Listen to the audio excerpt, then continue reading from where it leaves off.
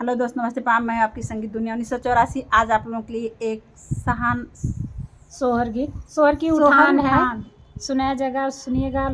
सोहर का उठान गीत है, आप लोग सुनिए और बताइएगा यह गीत कैसी है। अब गलत है कि सही है ये भी बताइएगा, कमेंट जरूर करिएगा। होला कमरिया दर्द बड़ी जोर हो, होले कमरिया दर्द बड़ी जोर हो, होले कमरिया दर्द अवायवा सासुरानी कमरा दबावा, अवायवा सासुरानी कमरा दबावा, दबता दबता जबा हरिला जनमाला, दबता दबता जबा हरिला जनमाला, हाथ देबो कंगना गले के देबो हार हो, सोनावन मिढ़ाइबो शरीरिया तोहार हो, सोनावन मिढ़ाइबो शरीरिया तोहार हो, सोनावन मिढ़ाइबो। अली अली सासुरानी कमरा दबवली, अली अली सासुरानी कमरा दबवली, दबता दुबता जबा हरिला जनमाला, दबता दुबता जबा हरिला जनमाला, आग देबा कंगना लुआठ देबा हार हो, आग देबा कंगना लुआठ देबा हार हो, पैर रस्सी बांध ले चल नदिया किनार हो, पैर रस्सी बांध ले चल नदिया किनार,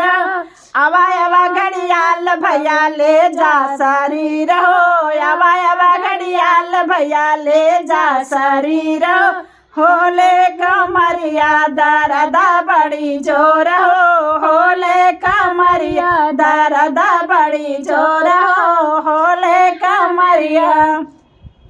अवायवा जेठनी रानी कमरा दबावा,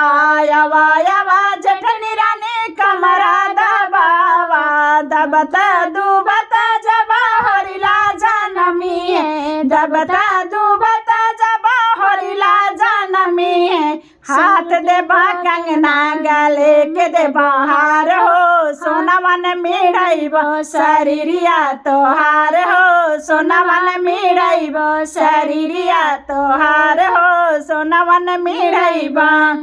दबता दुबता जबा हरिला जनमाला, दबता दुबता जबा हरिला जनमाला, आग देबो कंगना लुआठ देबो हार हो, पैर देबो कंगना लुआठ देबो हार हो, पैर रस्सी बांध ले चल नदिया किनार हो, पैर रस्सी बांध ले चल नदिया किनार हो, आवा आवा घड़ियाल भैया ले जा शरीर हो, आवा आवा घड़ियाल भैया ले जा शरीर हो, आवा आवा घड़ियाल भैया ले जा शरीर हो, होले कमरिया दर्द बड़ी जोर हो, होले कमरिया दर्द बड़ी जोर हो, होले कमरिया अवायवा नंदरानी सौरीली पावा, अवायवा नंदरानी सौरीली पावा, सौरीली पाना को हरवा मदेबा, सौरीली पाना को हरवा मदेबा,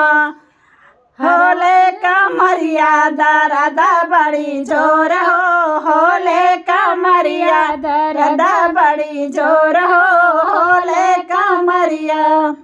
फिर मिलते हैं ऐसे ही नेक्स्ट वीडियो में, तब तक के लिए बाय बाय। By by.